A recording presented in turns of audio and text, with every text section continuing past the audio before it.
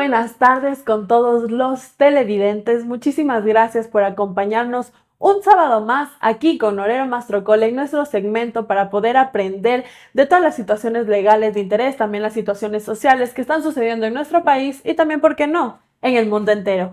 Bienvenidos con todos, yo soy la abogada Gian Orero. Muy buenas tardes, soy el abogado Filipe Mastrocola.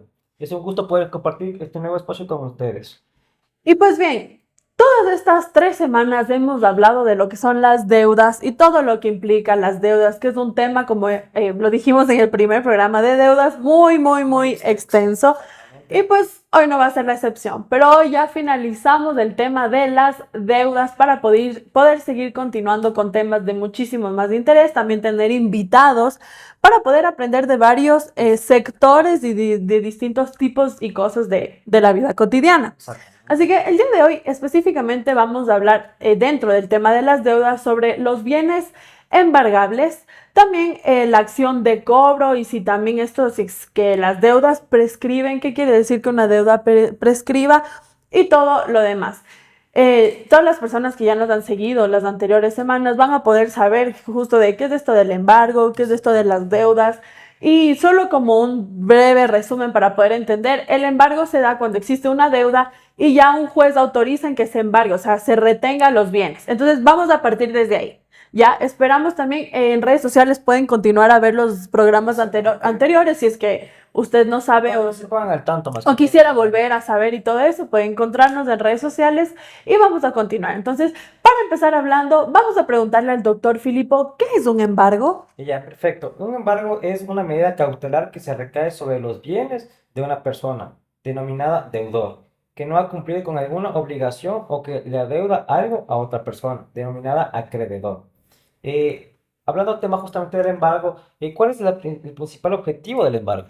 El principal objetivo del embargo es garantizar que el deudor cumpla con la obligación o que pague la deuda a favor del acreedor.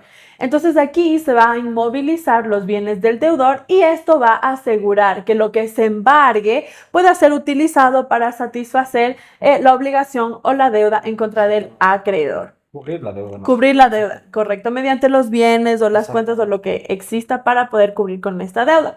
Y pues continuando, ¿cómo se da el embargo? Ya, el embargo se da cuando un perito o un depositario judicial hace un listado de los bienes de la persona que es demandada por deudas impagos. Ya, por lo general, los bienes no son retirados de inmediato, sino que el deudor demandado queda en calidad de depositario provisorio de ellos. Si el deudor saca los bienes del lugar sin autorización judicial o los cambia por otros, está cometiendo un delito que puede tener consecuencias penales, por lo cual hablábamos antes en un tema de tema que puede ser civil, se puede convertir en Sí, y penal. justamente es como, si tengo una deuda, ¿puedo ir a la cárcel?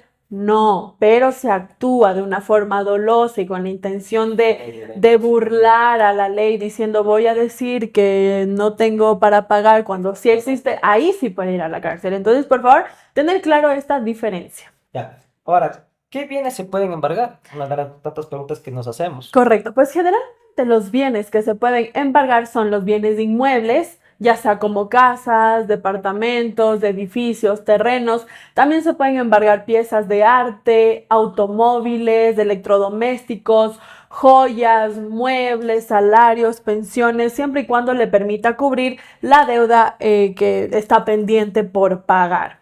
Acotando lo que nos decía la doctora Gia, se realizó un embargo sobre estos bienes. Se puede solicitar al juzgador, en este caso el juez, que requiera a la institución bancaria para que se remita un billete de depósito con el monto embargado y así se pueda pagar al acreedor el monto que le adeuda y el cual fue condenado el deudor en la sentencia. Esto es en caso de que se embarguen las cuentas. Exactamente. Entonces, por ejemplo, se le embarga la cuenta y usted tenía en la cuenta X cantidad, entonces se puede pedir que el juez determine que ese dinero vaya para cubrir la obligación o la cuenta, dependiendo también los montos de cuánto se adeuda. También, acotando lo que dijo el doctor, si se embargó bienes muebles e inmuebles, para que se pueda proceder al remate o o que se adjudique al acreedor, o sea, se le pasa al acreedor, deberá presentarse avalúos también para que se pueda determinar el valor monetario de los mismos y que se pueda garantizar el pago al acreedor. Entonces, no es que el acreedor dice, yo pienso que esto cuesta $5,000, no, sino que se tiene que hacer con el procedimiento respectivo y que se pueda dar el valor del bien para que se pueda cubrir con cierto tipo de deuda. Pues siguiendo aquí con el embargo, hay ciertos puntos importantes que se debe considerar. Y para que usted pueda entender y hablando con unas palabras más fáciles y no tan técnicas, para que se pueda dar un mejor entendimiento.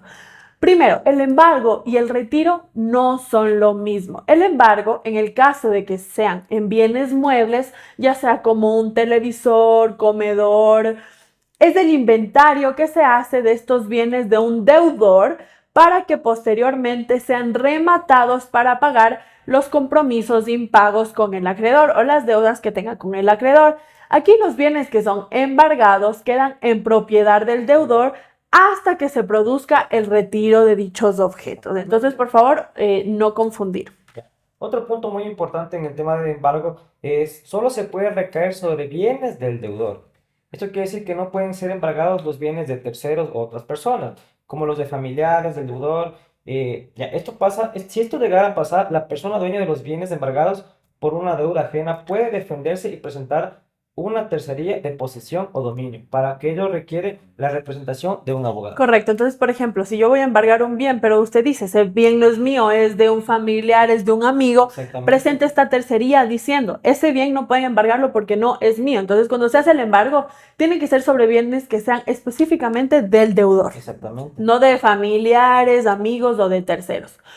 Como tercer punto importante dentro del embargo, tenemos que el embargo no es automático. Aquí debe existir una demanda de cobranza en contra del deudor moroso que haya sido notificada y también que se haya producido el requerimiento de pago con el que se busca exigir que el deudor salde sus compromisos impagos.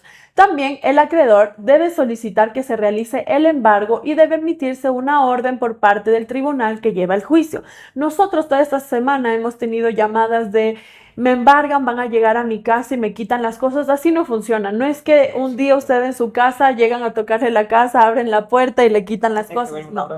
Para poder hacer. Correcto. Y primero usted va a tener conocimiento y se le va a notificar. Eso sí, si es que se le notifica un ejemplo de que se le va a embargar la televisión en un mes, usted no puede dolosamente retirar la televisión y llevársela porque ahí sí caería en un delito, también estaría burlando a la ley. Entonces, es con tiempo que se le va a avisar la notificación de embargo o igual en caso de que exista... Aparte, la notificación tiene que ser emitida por un juez.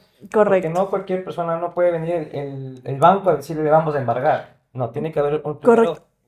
Y en caso de igual que existen las hipotecas, no es que el bien llegan y les dicen, por favor, váyanse, ya no pueden habitar en el bien, sino que se hace con anticipación. Tienen que ejecutar la hipoteca a través del juez, que es la única persona que autoriza. Con orden judicial, correcto. Si es que no existe orden judicial, entonces no se puede proceder al embargo ya sea de bienes muebles o inmuebles. Ya, continuando con los temas importantes, puntos importantes, ya. Es un perito o un depositario judicial debe concurrir al domicilio del deudor tras recibir una orden del tribunal o del juez. Ya, esto se hará un listado de los bienes muebles del deudor hasta la cantidad necesaria para cubrir el monto que adeuda.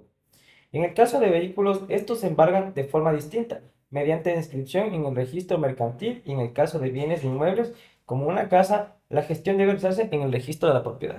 Correcto, entonces aquí es importante saber que si no hay orden judicial, los peritos o de los depositarios no pueden hacer esto del inventario. Entonces le estamos explicando más o menos cómo serían los procedimientos. Como otro punto importante dentro de lo que son los embargos, algo importante a saber es que los bienes no serán retirados del hogar del deudor inmediatamente, que va ligado a lo que el embargo no se hace de forma inmediata. Aquí la diligencia del retiro de los bienes se realizará en un acto posterior y también debe ser ordenada por un tribunal o por un juez, como lo habíamos mencionado. Continuando con los puntos importantes, no hay un plazo determinado para el retiro de los bienes. Hay muchos factores en juego, ya que uno de ellos es que el deudor pague su deuda para evitar el retiro de sus bienes. Otro sería que se presente una tercería por los bienes que se quieren embargar. La tercera es justo lo que mencionamos, decir, no es mi bien, es de, pertenece a Exactamente. otra persona. Entonces, en este tipo de situaciones se podría evitar que se haga el Exactamente, se embargo y puede llegar a un cumplir acuerdo incluso con con la el... obligación. Exactamente.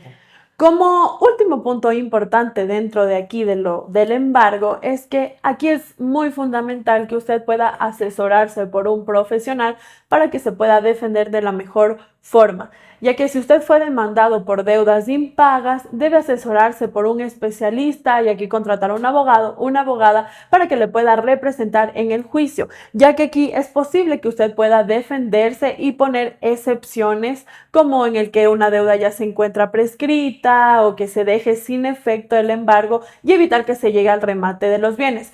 Algo que aclarar y que debe tener mucho ojo es que los plazos para defenderse de un juicio de cobranza son muy cortos, por lo que es importante que nos contacte a nosotros de forma inmediata. Y también debemos entender que depende cada situación personal, va a aplicar los distintos cosas. No es una regla general de decir Exactamente. todas las deudas pueden prescribir, todas las deudas de esto no, porque va a depender mucho de los tipos específicamente. Pues esperamos haya quedado claro este tema del embargo y dentro de las deudas ahora vamos a continuar y hablar sobre la prescripción de la acción de cobro. Las deudas prescriben y vamos a continuar ahorita con una pequeña introducción y luego vamos a enfocarnos en preguntas específicas para que se pueda dar una mejor comprensión. Ya. Justamente el tema de la prescripción de la acción de cobro, de acuerdo al Código Civil de Ecuador, establece varias opciones para que una obligación adquirida pueda llegar a extinguirse. Se tienen al menos 11 opciones. Una de estas es la prescripción.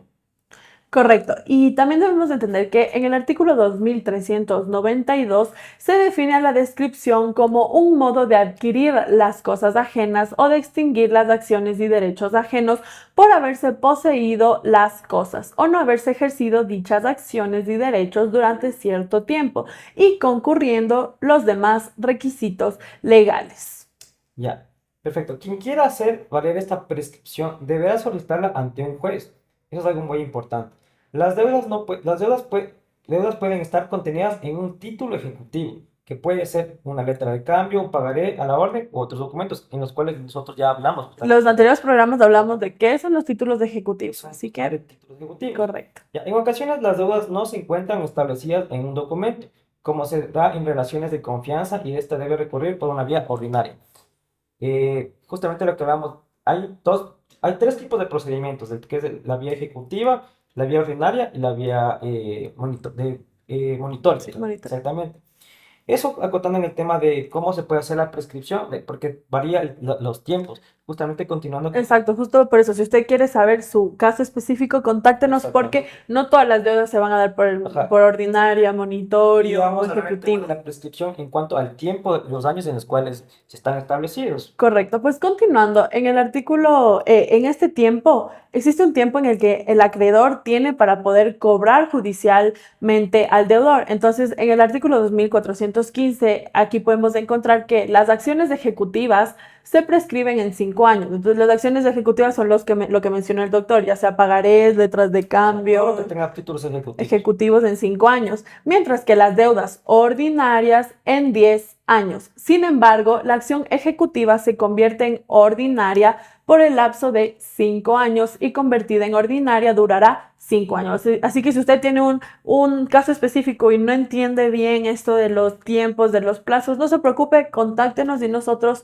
con muchísimo servicio estaremos aquí para ayudarle. Pues ahora, vamos a lo que nos interesa y lo que varias personas nos han llamado a preguntar. En Ecuador, ¿las deudas prescriben? Ya, en Ecuador las deudas sí pueden prescribir, pero para que ocurra la prescripción se deben dar ciertas condiciones, entre ellas contar necesariamente con la defensa de un abogado. De todas formas, se debe evaluar caso a caso, porque no para todas las deudas se pueden solicitar la prescripción y cada deuda tiene sus propios plazos. Justo lo que mencionábamos, que no para todos los casos aplica la misma regla y las Exactamente. mismas condiciones, sino que siempre se tiene que ver los casos No es que es una regla específicos. general, sino es Correcto, casos específicos. correcto. Pues ahora nos surge otra pregunta. ¿Qué significa que las deudas prescriban? Ya, prescribir una deuda es la manera de extinguir obligaciones. Lo que realmente prescribe es el plazo que tiene el acreedor para cobrar judicialmente una deuda atrasada. El tiempo puede variar dependiendo del tipo de acción. Claro, aquí lo importante saber es que no significa literalmente que ya no voy a tener la deuda o se me perdonó la deuda, se saldó la deuda, sino que las acciones de cobro, o sea, la entidad bancaria o la persona ya no va a poder estar diciendo De vuelta, págame o notificándole, vía judicial o vía extrajudicial. sino que se va a mantener la deuda, pero ya no se le va a estar notificando Y o... no va a entrar en un proceso judicial, que es lo más Exacto. importante. Entonces, eso significa que la deuda prescribe, no significa que, ok, me pueden perdonar la deuda. También incluso debe ser dependiendo de cada institución bancaria, porque puede que una institución tenga específicamente que sí, que si pasa, ejemplo, 10 años que no me ha pagado, bueno, la deuda se le perdona, pero esto que estamos hablando no nos estamos refiriendo a eso, sino a la acción de cobro. Exactamente. Y pues continuando lo que dijo el doctor, después del periodo de tiempo establecido en la ley, el acreedor no puede ejercer una acción legal contra el deudor para obligar el pago del dinero adeudado. Entonces, justamente significa esto. No significa que la deuda ya se le perdonó, sino que para obligar el pago ya no se va a poder contar por la vía judicial o extrajudicial, como lo mencionamos. Continuando, ¿cómo se puede solicitar la prescripción de una deuda? Ya, el deudor tiene dos opciones. En ambos casos requiere contar con la representación de un abogado. Ujú. Primero, ¿cómo hacer una contestación cuando ha sido demandado por una deuda morosa? Excepción de prescripción. En este caso, el deudor señala que el plazo para realizarse ese cobro prescribió y así podría defenderse en un juicio de cobranza. Correcto. Y como segundo punto, segunda forma que existe es que se puede interponer una acción de prescripción en contra del acreedor. En este caso, el deudor demanda a la institución con la que tiene la deuda morosa que se encuentra prescrita. Continuando con este tema, ¿cuáles son los defectos de la prescripción de las deudas? Ya, si un juez declara que la deuda se encuentra prescrita, el deudor con todos los antecedentes podrá pedir que sus datos sean eliminados del central de riesgo por dicha obligación que ahora está prescrita. Correcto. Y pues ahora cabe relevante ver cuáles son ciertos requisitos para que se pueda dar la prescripción de las deudas en el Ecuador. Ya, los requisitos para de la prescripción de deuda son que la deuda se pueda prescribir tomando en cuenta que no todas pueden. Ya, segundo es que haya pasado algún tiempo en el que el acreedor no haya cobrado. Correcto. Como tercer punto tenemos que se inicia el proceso de prescripción, ya que no es automático, no es que pasa cierto tiempo y bueno, puede iniciarlo, sino que usted tiene que iniciar este proceso. Exactamente. Y como último característica tenemos que se tiene que hacer a través de un profesional del derecho, ya sea abogado o abogada. Pero también dentro de esta prescripción y de todo lo que hemos hablado de la prescripción de las deudas, surgen ciertos mitos sobre la prescripción de las deudas aquí en el Ecuador. Y es que el hecho de saber que las deudas prescriben generan gran interés en quienes están en la central de riesgos, tienen deudas impagas. Sin embargo, hay que tener en cuenta requisitos que existen para que se puedan solicitar la prescripción. También hay muchos mitos en torno de este concepto de la prescripción de las deudas que se pueden confundir y pueden confundir a ustedes. Y aquí algunos de los mitos vamos a revisarlos y los mitos son. Ya. Dentro de los mitos son, la prescripción de deudas es automática, como lo mencionamos antes, esto es falso, ya que la prescripción de las deudas tiene que ser declarada por un juez. Correcto. Ahora, si llevo años sin pagar, ya no me pueden cobrar. Esto también es falso, ya que la deuda puede ser cobrada porque solo se considera prescrito si existe una resolución judicial y para ello se requiere la asesoría de un profesional. En caso de que usted se encuentre en un juicio de cobranza, debe probar que sus deudas prescribieron y así evitar consecuencias negativas como el embargo o el remate, pero siempre recordando que la deuda se va a mantener, pero ya no van a poder tener estas acciones de cobro en su contra. Otro de los grandes mitos es que si todas las deudas tienen el mismo plazo de prescripción. Eso nuevamente lo dictamos, es falso, ya que cuando hablamos de prescripción, lo que se considera es el plazo que tiene el acreedor para cobrar la deuda judicialmente. El tiempo varía dependiendo del tipo de documento en el que consta la deuda y la acción judicial. De esta manera, más allá del tiempo de demora que tenga una deuda, lo importante es saber si existe una demanda de cobranza en su contra y si fue notificado dentro de los plazos legales. Correcto. Pues como otro mito encontramos, se puede validar la prescripción solo dejando de pagar la deuda y eso también es falso, ya que la prescripción debe ser declarada por un juez y además se debe tener claro si fue demandado por su acreedor dentro de los plazos que se consideran para que una deuda pueda prescribir.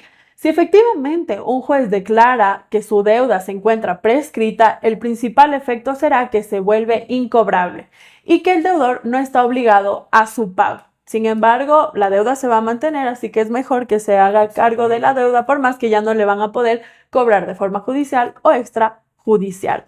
Pues, acabando con este tema de la prescripción de cobro de las deudas, también dentro del tema grande que incluye las deudas, tenemos referente la insolvencia, que también es muy común y se ha escuchado mucho y también en estas semanas hemos recibido muchas llamadas sobre la insolvencia. Y ahora, ¿qué es la insolvencia? Ya, la declaración de insolvencia o ley de insolvencia se define como un mecanismo económico que tiene como principal objetivo el dar a conocer que una persona natural o jurídica es incapaz de solventar sus obligaciones financieras. Correcto, pues acotando lo que mencionó el doctor, esto se debe a la falta de capital, razón por la que la mayoría de personas utilizan dichas estrategias para disminuir la presión económica durante crisis financieras personales o al estar cerca de, como se lo conoce en un término más general, bancarrota. Exactamente. Ya, esto ocurre cuando el deudor es incapaz de llegar al monto mínimo para pagar sus obligaciones por falta de capital. A ese tipo de personas también se les conoce como fallidas. Y al ser declarada su insolvencia, empieza el proceso judicial o procedimiento concursal, hoy también llamado como el concurso de De acreedores. acreedores. Exactamente. Durante dicho trámite, el cuerpo de encargado analiza si el deudor puede pagar una parte de sus obligaciones con el patrimonio que posee. Correcto. Aquí otro de los puntos que posee la declaración de insolvencia es que al ser oficial el trámite, todas las deudas de la persona son borradas. Sin embargo, los reportes de crédito que posee dicho individuo se van a manchar permanentemente y esto va a afectar de forma directa la capacidad para poder adquirir créditos en cualquier banco. Y aquí también el reporte prevalece por al menos 10 años y frena la posibilidad de que se pueda adquirir un préstamo en cualquier entidad financiera. Ahora vamos a adentrarnos a las características de la insolvencia. Ya, aunque la declaración de la insolvencia exime de ciertos gastos al deudor, aún habrá ciertos pagos diarios que la persona deberá solventar en la medida de lo posible. Estos pagos pueden ser exigidos por instituciones privadas, organismos como universidades, servicios de telefonía, cable, entre otros. Asimismo, entre otras características podemos mencionar las siguientes. Como una característica tenemos que la declaración permanecerá en los archivos públicos por varios años y el impacto de este efecto suele ser negativo, ya que tiende a dificultar la capacidad del fallido para obtener trabajo, para realizar proyectos financieros a largo plazo. La otra característica es que produce estimaciones hacia la persona, la cual va ligada directamente con la irresponsabilidad. Asimismo, como otra característica es que libera de ciertas responsabilidades económicas, pero no se extiende hacia las deudas, ya que se mantengan como una persona natural o jurídica, bajo acuerdos o contratos preestablecidos, donde no se contemple la ley o lo de la insolvencia como forma de evadir las obligaciones. Asimismo, el tema de beneficios de aplicar la insolvencia son, a pesar de que existan factores negativos que acompañan a esta declaración jurídica, se pueden apreciar ciertos elementos que son ventajosos a largo plazo para un deudor. Correcto. Entonces, dentro de algunos beneficios dentro de la insolvencia tenemos que se pueden extender los plazos de pago. Aquí dependiendo del acreedor y su relación con el deudor y también la situación económica, los plazos para pagar las deudas se pueden extender. El tiempo para efectuar esto no suele superar los 5 años, sin embargo, como lo mencionamos, dependerá de cada caso. Asimismo, como otro beneficio es la protección contra medidas cautelares. Acciones como embargos quedan suspendidas una vez que se haga oficial el trámite. Correcto. Otro también, otra cosa buena que tenemos es que hay una facilidad de negociación, ya que a lo largo de todo el proceso las instituciones acreedoras no pueden realizar llamadas de cobranzas a menos que ya se termine el tema de la negociación y lleguen a un acuerdo. Finalmente, como último beneficio es el cobro de intereses. Queda detenido el cobro de los intereses de mora, gastos de cobranza y otros costos que sean dirigidos. Asimismo, ¿para quién aplica la insolvencia? Aquí la insolvencia puede aplicar para cualquier persona natural o también jurídica y también existen ciertas condiciones. Como primera condición tenemos que cuando es incapaz de realizar el pago de una o más obligaciones se puede acceder a la insolvencia. También como segundo punto tenemos que cada deuda debe estar a favor de uno o más acreedores sin importar si estos últimos son entidades o personas. ¿Qué quiere decir? Deber a varias personas. Asimismo, debe contar con más de un proceso ejecutivo en curso. Correcto. Asimismo, las obligaciones en estado de atraso deben representar al menos el 50% de todas las deudas que posee el deudor. Y ya como conclusión, para finalizar nuestro programa, debemos entender que la insolvencia es lo contrario a la solvencia. Y para que se pueda interponer una demanda de presunción de insolvencia, se tiene que hacer con una anticipación de una orden judicial que se denomina o se llama mandamiento de ejecución. Y aquí también, continuando. En caso, el mandamiento del juez indica al deudor que pague las deudas, los valores adeudados. Caso contrario, limita los bienes. Esto solo por citar un caso. Hay que conocer que no se puede demandar insolvencia en contra de dos o más personas. Y también debemos de entender que existen 3 tipos de insolvencia según nuestro COGEP, que es el Código Orgánico General de Procesos, en el artículo 417, que es la fortuita, culpable y fraudulenta. Y la fraudulenta es justo la que habíamos mencionado, que es en caso de que está ligado también al código penal. Entonces, esto es muy importante de acatar. Esperamos les haya sido de beneficio para ustedes poder aprender esto de las deudas. Muchísimas gracias por sintonizarnos un sábado más aprendiendo. De igual forma nos vemos el próximo sábado para aprender de muchos más temas.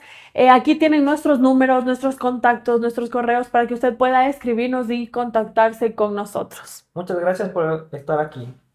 Nosotros somos Norero Mastrocola, sus abogados de confianza. Nos vemos la próxima semana y no se olviden de proclamar: ¡Hay vida en Jesús! Dile un amigo.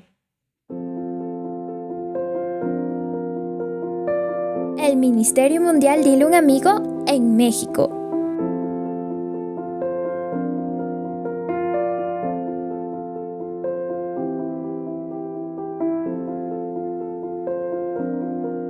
Muchos niños recibieron alimentos para la gloria de Dios.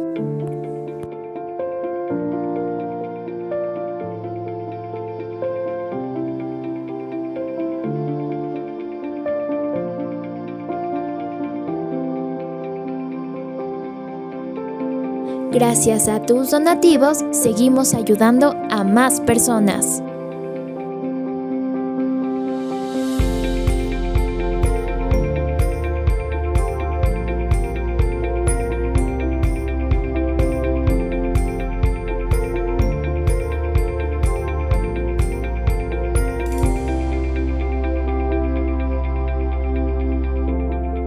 Únete y sé parte de este ministerio.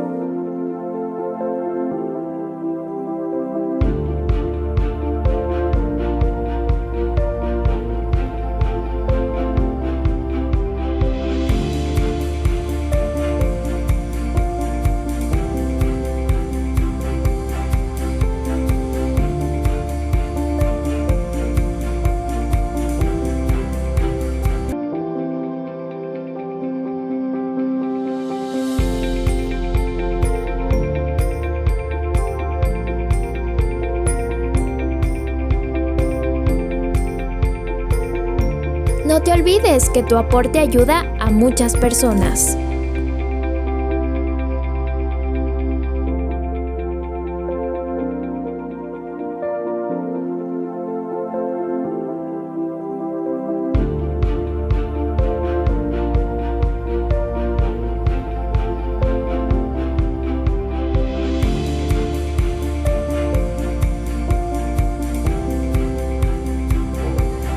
Hay vida en Jesús. Gracias, Pastor Arturo. Y no olvides proclamar: hay vida en Jesús. Dile un amigo.